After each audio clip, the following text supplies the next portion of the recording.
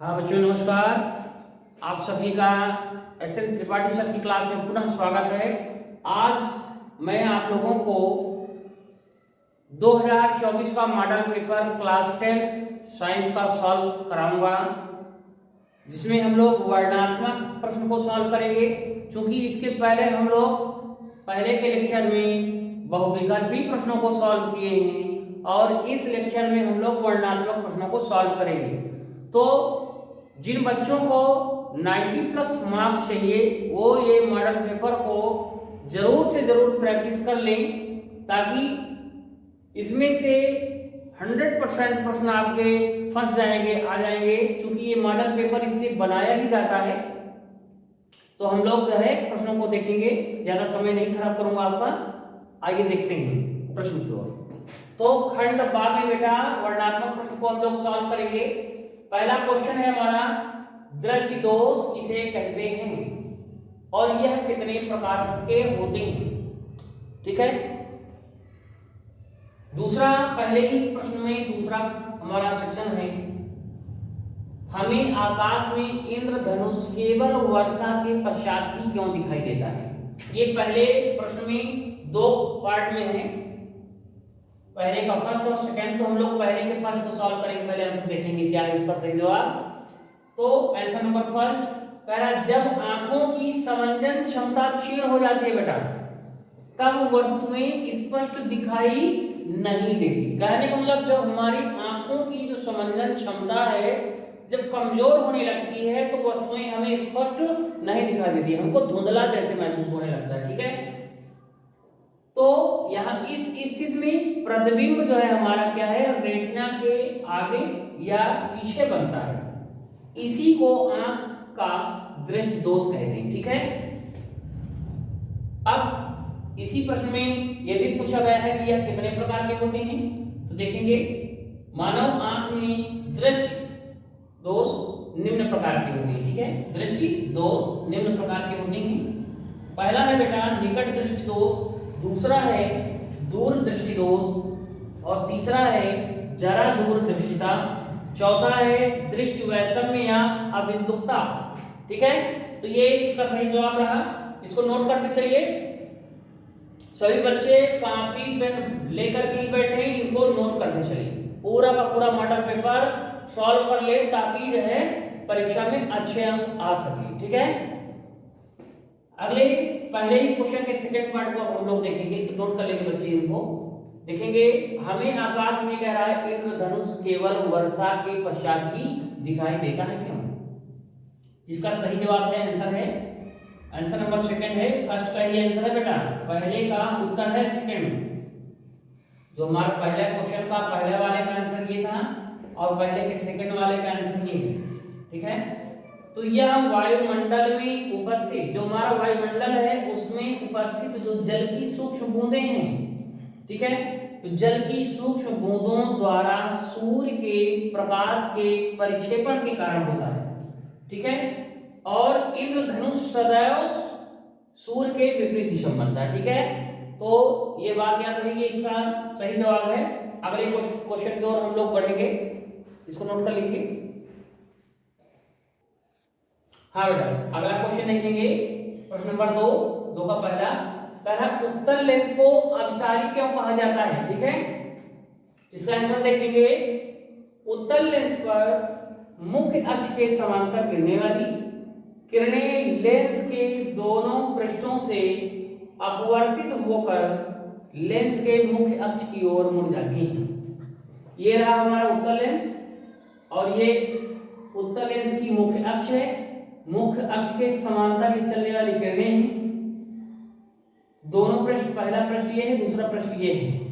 इस पृष्ठ से देख रहे हैं, जब इंटर करती है किरण तो दूसरे पृष्ठ निकालने के बाद क्या हो जाती है, मुख्य अक्ष की ओर मुड़ जाती है। ठीक है। तो इसमें कहने का मतलब उत्तल लेंस का ये गुण है कि जो इसके सामने वस्तु से चलने वाली किरणें हैं वो कहीं ना कहीं जाकर के एक ही पॉइंट पर मिल जाती हैं। ठीक है। तो कह रहा, पृष्ठों से अपवर्तित होकर लेंस के मुख्य अक्ष की ओर मुड़ जाती हैं तथा मुख्य अक्ष के एक बिंदु पर एकत्रित हो जाती हैं। इस प्रकार उत्तल लेंस समांतर प्रकाश किरणों को एक बिंदु पर एकत्रित का ही मतलब है अभिसरित बेटा, मतलब एक ही जगह पर जहां पर मिलते हैं सारी किरणें अपसरित करता है। इस कारण ही इस लेंस को अभिसारी लेंस कहा जाता है। ठीक है, तो इसका ये सही जवाब था। दूसरे क्वेश्चन के आंसर को हम लोग करेंगे। अगला प्रश्न हमारा है अवतल दर्पण तथा उत्तल दर्पण के उपयोग लिखिए। तो आइए देखते हैं इसके उपयोग को। हाँ तो बच्चों जो है हम लोग प्रश्न 2 के दूसरे पार्ट को देखेंगे। अवतल दर्पण तथा उत्तल दर्पण के उपयोग को लिखेंगे। तो यहाँ पर अवतल दर्पण के उपयोग, पहला उपयोग है हमारा फोकस और ध्रुव के बीच रखी वस्तु का सीधा व बड़ा प्रतिबिंब बनने के कारण इस दर्पण को दाढ़ी बनाने के समय में प्रयोग किया जाता है। ठीक है, क्योंकि इसका प्रतिबिंब है क्या होता है, बड़ा बनता है, तो इसलिए दाढ़ी वगैरह बनाने में नाई की दुकान में इसी दर्पण का ही उपयोग किया जाता है। ठीक है, दूसरा इसका उपयोग क्या है, कान नाक व गले की जांच करने के लिए जो डॉक्टर हैं, डॉक्टरों द्वारा इसका भी प्रयोग किया जाता है। ठीक है, इसका अवतल दर्पण का गठन। ठीक है, तो ये रहे अवतल दर्पण के दो उपयोग। अब इसी प्रश्न में हमारा उत्तल दर्पण के भी उपयोग हैं, तो इसको देखेंगे। उत्तल दर्पण के उपयोग को, पहला इसका उपयोग है, कह रहा है इस दर्पण द्वारा अधिक विस्तृत क्षेत्र का प्रतिबिंब कम स्थान में बनने के कारण इसे वाहन चालक की बगल में लगा दिया जाता है। ठीक है, तो इस दर्पण द्वारा अधिक विस्तृत क्षेत्र का प्रतिबिंब कम स्थान में बनने के कारण कह रहा है इसे जो है वाहन चालक की बगल में लगा दिया जाता है। जो ट्रक वगैरह होते हैं, जो भी गाड़ियां हैं, उनके बगल में इसी दर्पण का उपयोग किया जाता है ताकि पीछे का बराबर दिखता रहे, पता चलता रहे, दूरी का जो है हमें पता लगाया जा सके। ठीक है, तो ये एक उत्तल दर्पण का उपयोग हुआ। सेकेंड इसका उपयोग क्या है, सड़क पर लगे लैंपों के पीछे परावर्तक तल के रूप में इस दर्पण का भी प्रयोग करने से प्रकाश अधिक बड़े क्षेत्र में फैल जाता है। तो इसी दर्पण का उपयोग जो सड़क पर लैंप लगी होती है, चारों तरफ चौराहे पर बड़ी बड़ी हैलोजन लाइट्स वगैरह लगी होती है बेटा, तो वहां पर इसी उत्तल दर्पण का ही उपयोग किया जाता है, जिससे काफी परावर्तक होकर के काफी दूर क्षेत्र तक पूरा प्रकाश फैल सके। तो ये जो है उत्तल दर्पण का हमारा उपयोग हुआ। ठीक है, आइए अगले क्वेश्चन को सॉल्व करते हैं।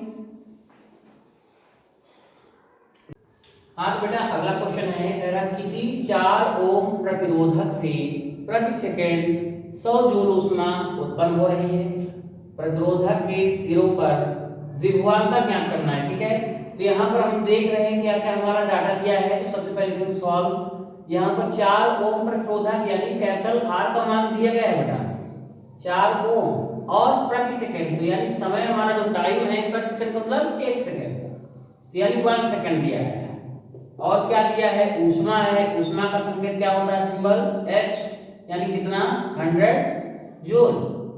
पहला प्रतिरोधक के सिरों पर विभवांतर निकालना है, तो विभवांतर इक्वल टू क्वेश्चन मार्क। तो सबसे पहले देखेंगे V इक्वल टू होता क्या है, I इंटू R फार्मूला होता है। तो हमारे पास R, T और H के मान है, I का मान तो नहीं पता है, तो सबसे पहले I के मान की व्यवस्था करेंगे। तो I इक्वल टू हम लोग फार्मूला लगाएंगे, कौन सा एक फार्मूला है हमारे पास, VI equal to H upon RT होता है बेटा। ठीक है, तो H की वैल्यू है 100, R की वैल्यू है हमारे पास 4 और ये 1। इसको 4 से 100 को काटेंगे तो 4 2 सा 8 और 2 4 5 सा 20, दैट मीन 25। इसको सॉल्व करेंगे, सॉरी कितना आ जाएगा, 5 आ जाएगा। 5 क्या एम्पियर, यानी I की वैल्यू आ गई 5 एम्पियर। हमको निकालना क्या है, V निकालना है, तो V इक्वल टू I यानी 5, R की वैल्यू कितनी है 4 है, रख दिए 5 4 सा 20, ये हमारा आंसर आ गया 24। नोट कर लीजिए सभी बच्चे। हाँ बेटा अगला क्वेश्चन है 3 का सेकंड का, 20 ओम प्रतिरोध की कोई विद्युत इस्त्री, कोई एक प्रेस है, ठीक है, इस्त्री विद्युत इस्त्री होती है, प्रेस को बोलते हैं बेटा, तो जिसमें 20 ओम का जो है प्रतिरोध लगा हुआ है, कहने का मतलब, और 5 एम्पीयर विद्युत धारा जो है उसमें जा रही है, मतलब कि 5 एम्पीयर विद्युत धारा लेती है वो प्रेस। अब कितने सेकंड में? 30 सेकंड में उत्पन्न हमको ऊष्मा परिकलित करना है, ठीक है। तो यहाँ पर सबसे पहले प्रतिरोध दिया है, तो इसको नोट करेंगे। सबसे पहले क्या करते हैं, सॉल्व लिखते हैं बेटा, जो जो डाटा दिया है उसको कलेक्ट करेंगे। तो यहाँ पर रेजिस्टेंस दिया है, वैल्यू दी है कितनी, आर की 20 ओम दिया है, ठीक है। नेक्स्ट आगे देखेंगे, कह रहा है कोई विद्युत स्थिति 5 एम्पीयर विद्युत धारा, तो आई का मान भी दिया है कितना, यहाँ पर 5 एम्पीयर दिया है, ठीक है। इसके बाद कह रहा है टाइम, टी की भी वैल्यू हमारे पास है कितना, 30 सेकंड। ऊष्मा निकालनी है, ऊष्मा का मतलब एच निकालना है, ठीक है। तो सभी बच्चों को पता होना चाहिए कि एच निकालने के लिए अभी हम थोड़ी देर पहले सूत्र भी बताए थे, वी स्क्वायर क्या होता है, आर इंटू टी होता है फार्मूला, ठीक है। वी स्क्वायर और V square upon R into T, तो एच इक्वल टू यहाँ पर वैल्यू को रख देंगे, तो ठीक है। सबसे पहले हमको निकालना पड़ेगा v की वैल्यू, क्योंकि v की वैल्यू तो नहीं है, तो v की वैल्यू निकालने के लिए क्या होता है, v इक्वल टू होता है बेटा i इंटू r। तो i की वैल्यू गिवन है इन योर क्वेश्चन 5 और r की वैल्यू है 20, तो कितनी आ जाएगी, 5 टू 10 यानी 100 आ गया, 100 वोल्ट। यहाँ पर वैल्यू को पुट कर देंगे तो कितनी आ जाएगी, 100 आ जाएगी, और 100 का क्या हो जाएगा, स्क्वायर हो जाएगा, चूंकि लगा हुआ है। टाइम हमारा 30 दिया है, गिवन है। आर की वैल्यू कितनी है, 20 है। तो सॉल्व करेंगे, 100 का 100 स्क्वायर का मतलब ये है बेटा कि 100 इंटू 100, मतलब कि 100 का 2 बार गुना, और 30 बटे में 20, तो 0 से 0 को हम काट सकते हैं, ठीक है। 2 से इसको हम काट देंगे कितनी बार, 50 बार में। तो h इक्वल टू कितना हो जाएगा हमारे पास, आगे लिख देते हैं यहाँ पर।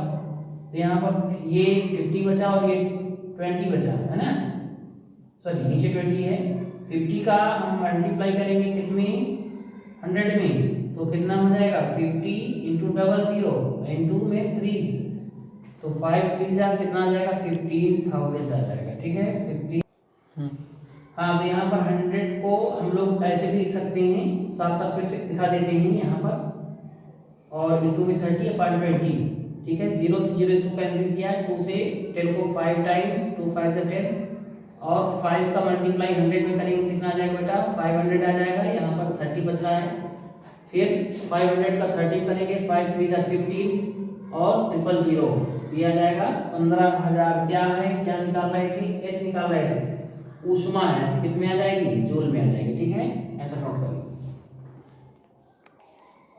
अब बेटा प्रश्न नंबर 4 के पहले को देखेंगे। प्रश्न को कह रहा है, दो चुंबकीय क्षेत्र रेखाएं एक दूसरे को प्रतिच्छेद नहीं करती हैं, ठीक है। तो ऐसा क्या कारण है, इस बात की व्याख्या हम लोग आंसर के माध्यम से करेंगे। लिखा है, दो चुंबकीय बल रेखाएं एक दूसरे को कभी नहीं काट सकती, क्योंकि यदि काटेंगी तो उस बिंदु पर चुंबकीय क्षेत्र की 2 रेखाएं होंगी, जो कि असंभव है। मतलब कि 2 रेखाएं कभी भी इस प्रकार से नहीं जा सकती हैं। अगर काटेंगी तो देखा जाए तो यहाँ पर क्या है, डबल रेखाएं 2 दिशाएं आती हैं, जो कि असंभव है, हमेशा एक ही दिशा होती है, ठीक है। अगला पॉइंट है हमारा, अगला क्वेश्चन है 4 का सेकंड पार्ट। चुंबकीय चुंबक क्षेत्र रेखाओं के गुणों को लिखिए। जो चुंबक क्षेत्र रेखाएं हैं उनके गुणों को लिखना है। तो बेटा यहाँ पर आंसर हम देखेंगे, इसका आंसर नंबर 5, मतलब कि इसके गुण, पहला गुण है, चुंबकीय बल रेखाएं सदैव चुंबक के उत्तरी ध्रुव से निकलती हैं तथा दक्षिणी ध्रुव में प्रवेश करती हैं। मान लिया जाए जैसे कि इस प्रकार से एक चुंबक है, एक तरफ एन है, एक तरफ एस है, तो ये नॉर्थ होता है, साउथ होता है। साउथ का मतलब ही होता है ये दक्षिणी ध्रुव, ठीक है, और ये हमारा उत्तरी ध्रुव होता है। तो उत्तरी ध्रुव से इस प्रकार से जो है बल रेखाएं निकलती हैं और दक्षिण में जाकर के एंट्री कर जाती है। तो उत्तरी ध्रुव से निकल करके दक्षिणी ध्रुव में इस प्रकार से प्रवेश करती है, ठीक है। तो ये रहा हमारा एक पहला चुंबकीय क्षेत्र रेखाओं के गुण। दूसरा गुण बेटा पहले के जो चौथा का अभी आंसर हुआ है, यही आपका दूसरा गुण हो गया, ठीक है। दूसरा इस सेकंड आंसर का यही गुण माना जाएगा, दो चुंबकीय बल रेखाएं एक दूसरे को कभी। हाँ तो बेटा अगला क्वेश्चन 4 का थर्ड पार्ट देखेंगे। चौथे क्वेश्चन का तीसरा पार्ट करा, किसी चुंबकीय क्षेत्र में स्थित विद्युत धारावाही चालक पर आरोपित बल कब अधिकतम होता है? तो इसका आंसर होगा जब चालक बाह्य चुंबकीय क्षेत्र की लंबवत हो तभी, यानी कहने का मतलब जो चालक है और वो आरोपित बल कह रहा कब अधिकतम होगा, तो जब चालक बाह्य चुंबकीय क्षेत्र के लंबवत होगा। लंबवत का मतलब ये है कि 90 डिग्री पर होगा। तो चूंकि बल का बराबर सूत्र होता है IVL sin थीटा, तो IV into L sin theta 90 degree होगा हमारे यहाँ पर, तो 90 डिग्री का मान रखेंगे तो 1 आ जाएगा, यानी F बराबर IVL होगा। तो ये हमारी प्रतिबिंब प्रतिबंध रहा। तो बेटा ये हमारे जो फिजिक्स के क्वेश्चन थे उनका ये सोल्यूशन रहा। अगले पार्ट में हम लोग केमिस्ट्री के वर्णात्मक सॉल्यूशन को सॉल्व करेंगे, देंगे, प्रश्नों को सॉल्व किया जाएगा। तो आज के इस लेक्चर में इतना ही, और हम लोग फिर केमिस्ट्री का नेक्स्ट पार्ट में सॉल्व करेंगे। ठीक है, थैंक यू वेरी मच।